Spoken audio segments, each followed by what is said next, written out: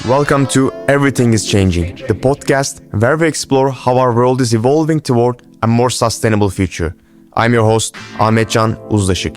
Each episode, we focus on key areas driving this transformation: circular economy, ecosystem restoration, energy transformation, sustainable mobility, and water. Join us for conversations with experts, journalists, and change makers who are creating solutions for a regenerative and resilient world. Everything is changing. In today's episode, you will dive into a fascinating conversation about reimagining our economic system, one that places ecological and social justice at its core. Our guest today is Uygar Özesmi, an environmental scientist and a passionate advocate for sustainable change. He is the founder of Good4Trust, a platform designed to create a prosumer economy, where producers and consumers collaborate to build a fairer, greener world. Uygar also chairs the Prosumer Economy Society and has a long track record of environmental leadership, including roles with Greenpeace Mediterranean, Tema Foundation, and Change.org Turkey. In our conversation, Uygar will explain how Good4Trust is transforming the way we produce, consume, and connect, fostering a community where trust, transparency, and sustainability drive economic change. You will explore how producers are vetted, how prosumers shape the platform, and why this model is a powerful response to today's environmental and social challenges. Welcome, Uygar Özesmi. Thank you for being here with us. It's a pleasure. I don't want to start with directly asking what is Good4Trust and your story. I believe there is something more important that most of us are not really familiar with, which is the term prosumer economy. Before maybe diving into Good4Trust, I think we should understand what prosumer economy is. For listeners, especially who might not know the term, can you break it down for us? Of course, with pleasure. Now, the prosumer economy, prosumer is a portmanteau word, which means producer and consumer. You bring them together, it becomes prosumer. Being a portmanteau word, a combination of two words, it actually says to us that nothing in the world is solely a producer or solely a consumer. We are all prosumers. Everything in nature is a prosumer because we obviously need energy and materials and other things to live, right? We're breathing, so we're taking in essentially oxygen and leaving out carbon dioxide, and we're eating our food and we are getting our energy from there, and we're producing, excrement, which is an input to plants and other things, and bacteria and fungi. So essentially, we as a human being are a prosumer, but so are every economic entity that we build. All the micro or small or medium SMEs, they're all enterprises, are all prosumers, essentially. And we need to recognize that. Once we recognize that, then we can bring them all together into an ecosystem.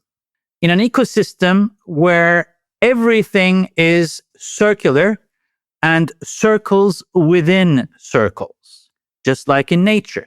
So imagine deepened supply chains that are all circular, and within those circular supply chains, there is also circularity within its own elements. So we're essentially constructing an ecosystem like a forest.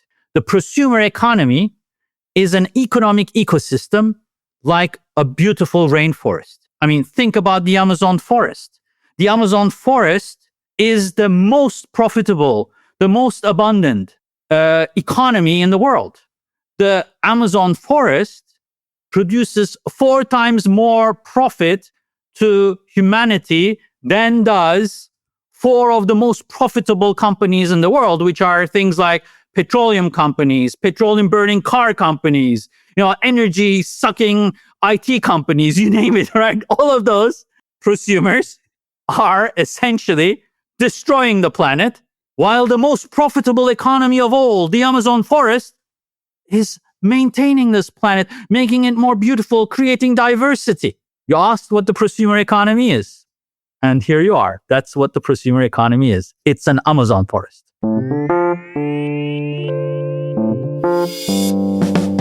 Amazing. When I think about prosumer economy, I always tend to think, is it similar to circular economy? Maybe can you elaborate on this a bit? Like, what is the difference between the circular economy and prosumer economy? The circular economy is, first of all, a myth, because nothing in this world right now is truly circular in the circular economy sense, because what we have is we have a linear thinking, a capitalist economy that is trying to, maintain itself by circularizing things. What we need to do is a paradigm shift. We need to shift the logic of linear capitalism, of more and more of growth and more of accumulation, into one that is essentially post-human, that is symbiotic with the planet, with all living and non-living beings, in symbiosis with everything else, and which builds relationships based on justice. Circular economy doesn't have any of this, and it embeds itself in the existing capitalist paradigm, which then says, well, it's just another efficiency tool and nothing else.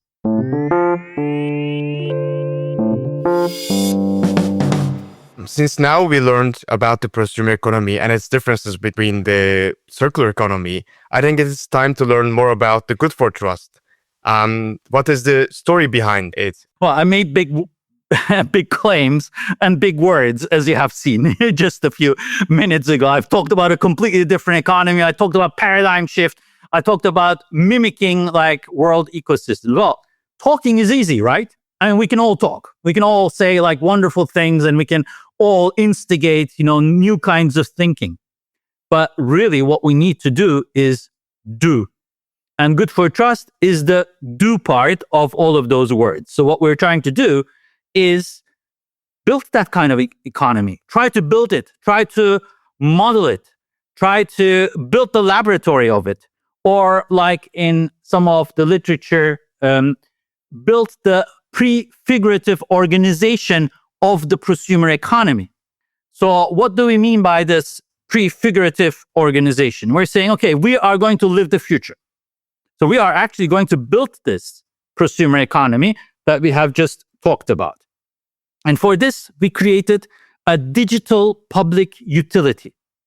As a digital public utility, Good4Trust.org is a social enterprise that brings digital services to all micro, small, and medium enterprises, whether they are co-ops, whether they're nonprofit enterprises, whether they're social enterprises, whether they're just small businesses trying to make a living, whether they're B Corps, or you name it, right? Everything that's trying to be ecologically and socially just, we bring them together in this digital public utility, and they can all open up their shops, and they can both sell retail, they can sell wholesale, they can sell products, they can sell services. And then we also have a complementary currency within the system, which is called trust.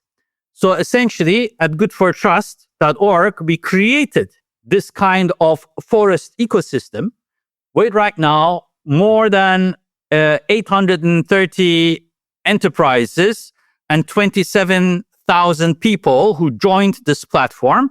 We've essentially prefiguratively created this digital public utility where you can do all of this.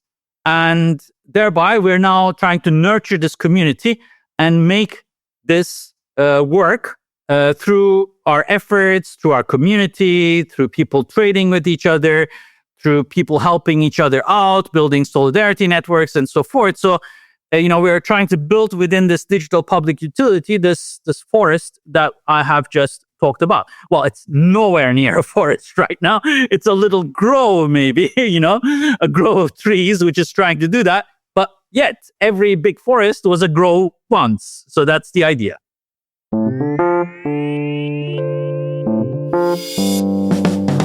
Actually, I was going to ask the impact side of this.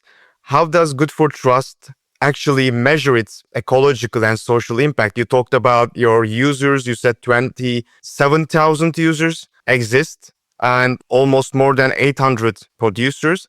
But are there any other specific metrics that you would like to share with us on Good4Trust? Yes. The trust, we look at the circulation of trust. So our complementary currency, we look at how much trust is generated and then how much of that trust is in circulation. Currently, so far, about 200,000 trusts have been generated, and some of that has been circulating in the system. So we look at the circularity of the internal complementary currency. This is one of our metrics, which we're trying to obviously increase, right? We're trying to create more circularity in terms of trade within the existing ecosystem. We also measure how many of our producers become fair and become just. So we have 3 levels at Good4Trust. When you come into the ecosystem, you enter as an intentional enterprise. So you intend to be ecologically and socially just, or maybe you already are, which is fantastic. But not all enterprises can be in this existing, paradigm and in this world of profit maximization and growth and consumerism.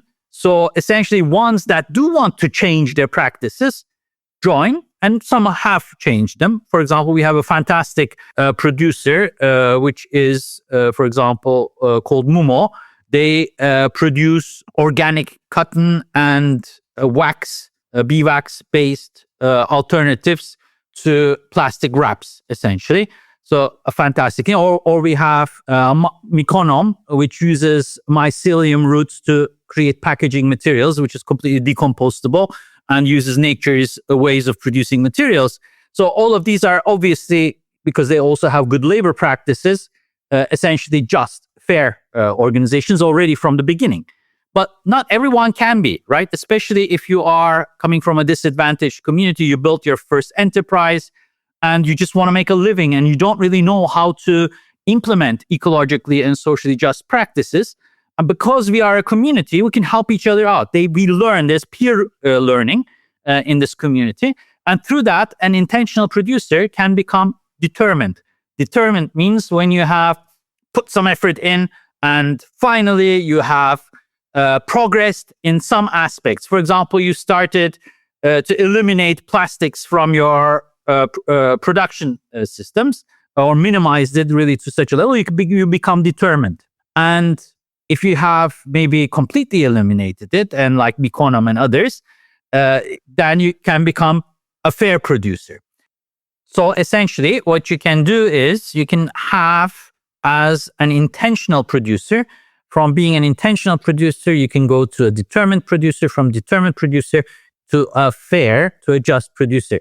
And that's also the way we measure our impact as well. How many of our producers we have moved from intentional to determined to fair, as this is a community responsibility to grow together, to essentially make our practices more ecologically and socially just. And that's why this whole system exists. So rather than competition, it's based on collaboration, helping each other out in solidarity. And that, therefore, the progression of the producers in the system is another thing where we measure our impact. And of course, the most obvious one is how much money we put into these micro, small, medium enterprises so that they can also thrive and flourish and continue to provide livelihood for themselves and for their workers. And that's how we measure it. We also are trying to look and develop systems in which we try to measure our ecological footprint in terms of greenhouse gas emissions or energy use or materials use. But we are not there yet because that requires a lot of resources. And right now, we would much rather put those resources into growing our community, as we know that they are trying to be ecologically and socially just, and the practices themselves are better than the rest, essentially. That's how we approach it.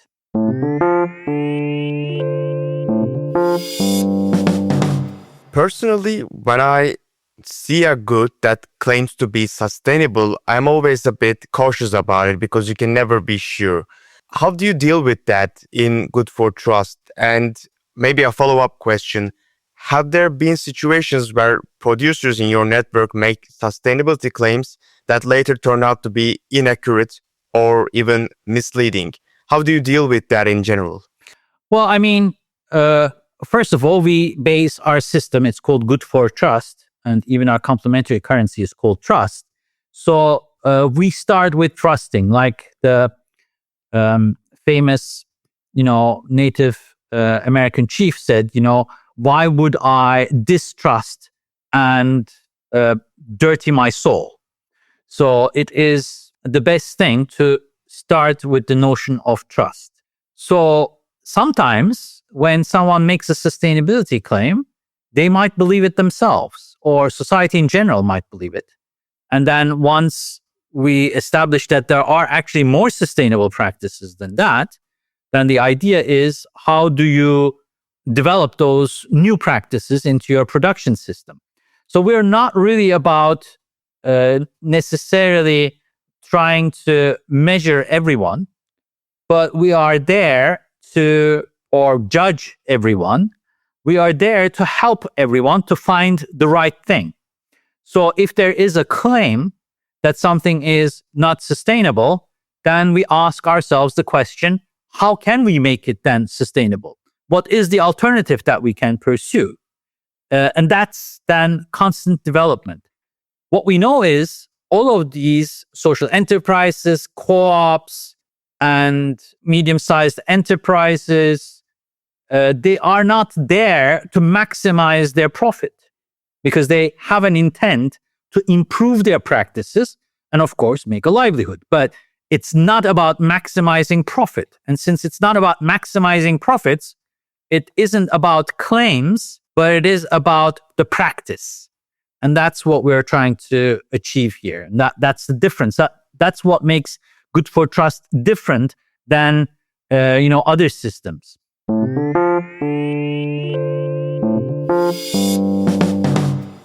What I particularly liked about Good4Trust, while I was reading your articles, I read somewhere that Good4Trust is built as open source software, which is not just inspiring, but also incredibly generous. You're essentially giving others the know-how, the tools to build their own communities. Are there other countries or regions where this model has been adapted so far? Well, it's not completely open source in the sense that you understand, because when you have open source, we make the code freely available, but that the point is, to making the code freely available doesn't mean that everyone can just take the code and run, because that needs know-how by itself. So if you have an open source software, you need to have all the mechanisms around it so that others can really adopt the software and run with it. And we would love that to happen, of course. Instead, we say that, okay, you can have the code, but we know that it's not going to be of any use to you. Instead of that, we have a social franchising system. So what does social franchising mean? It essentially means we're happy to give you the code. You can even, brand it yourself. We'll help you out, set the system up, and you can be part of our family. So of the Good4Trust family. So we provide for you for free the software services. Only if there are some costs, of course, we will charge them to you. But other than that, it is for free. And then you can replicate it wherever you want. And that we tried in Chile once, in South Africa once, and we're still trying to do it in Germany. We're trying to build a cooperative there. But the point is, it's not that easy because you need to run the system. It's essentially entrepreneurship. You need a really dedicated entrepreneur. We had dedicated entrepreneurs in Chile and in South Africa, But unfortunately, life took its own way, and they couldn't dedicate as much time as they wanted to at the beginning. So therefore, we are looking for other organizations to take on the same mission and move with it. We have a prosumer economy network. And this prosumer economy network, anyone who, whether they use Good4Trust software or not, but if they use the principles of the prosumer economy, that they can become part of the prosumer economy network. So if they join at turetim.org, they will find the network address there, and they can join us there by adopting those principles, essentially. So other organizations in different parts of the world can also follow your path by becoming your social franchise, basically. Yes, but they don't have to brand it as Good4Trust. I mean, it sounds weird when you say social franchise. The franchise part is actually not really like a franchise. You know what I mean? It's called like social franchise. But what it means is we give you the software, we make an agreement, and then you follow the mission and the operational guidelines. And then you essentially can replicate the system if you want with your own brand and with your own identity. And we also say you don't have to use Good4Trust. You can also use our principles and become part of the prosumer economy network. So what we give then is really the principles out and not the software. The software is just a tool, right? At the end of the day. What we're trying to do is we're trying to transform the economy into a prosumer economy. Good4Trust.org is just another tool. It's a great tool. We use it effectively. But if you have your own tool, then you can go with that. For example, there's the Kaori.coop in Thailand, which is part of our prosumer economy network. They're adopting our principles. They're trying to do the same thing with their own software, which is perfectly fine, and it's wonderful. And we hope that happens everywhere in the world. For my final question, it's been more than 10 years you founded Good4Trust, and looking ahead 10 years, where do you see Good4Trust going, and what is your long-term vision for the platform? Well, for Good4Trust.org, we want to make it more lively, and we also want to incorporate other movements with the same principles into this as well. For example, there's this wonderful group called Local Makers in Turkey, localmakers.com.tr, and there's also Çiftçiden Eve, which is çiftçideneve.com, which means essentially farm to fork in Turkish. So they are also trying to do the same thing of the prosumer economy with their own communities. So we're joining forces with them. And the good thing about Good4Trust.org software is that it allows for people in the same country to open up their own bazaars, their own ecosystems under a white label using the same software. So thereby we have different bazaars, different communities, different ecosystems within the Good4Trust.org ecosystem with their own labels. For example, there are 2 municipality bazaars. The community in İzmit and the community in Denizli Merkez Efendi have their own bazaars, their own ecosystems within Good4Trust. So we are envisioning a future where also Çiftçiden Eve and Farm to Fork and others join this, and Local Makers also has their own ecosystem running under the same software. So we're essentially bringing all of these economies, all of these communities which want to go by the prosumer economy principles together into a larger ecosystem. So you can think of it as, a savanna ecosystem, a lake ecosystem, and a forest ecosystem all coming together in a biome. This is very ambitious. Uygar Özesmi, thank you very much for being here today with us for this wonderful conversation. Thank you. It was very pleasant and pleasureful.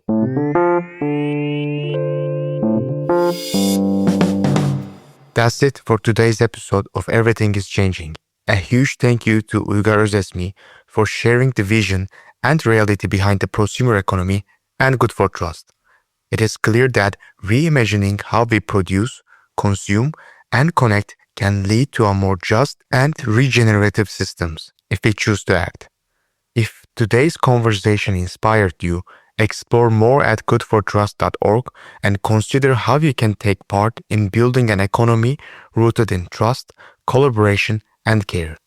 Thanks for listening and see you next time. Perspective is everything, and everything is changing.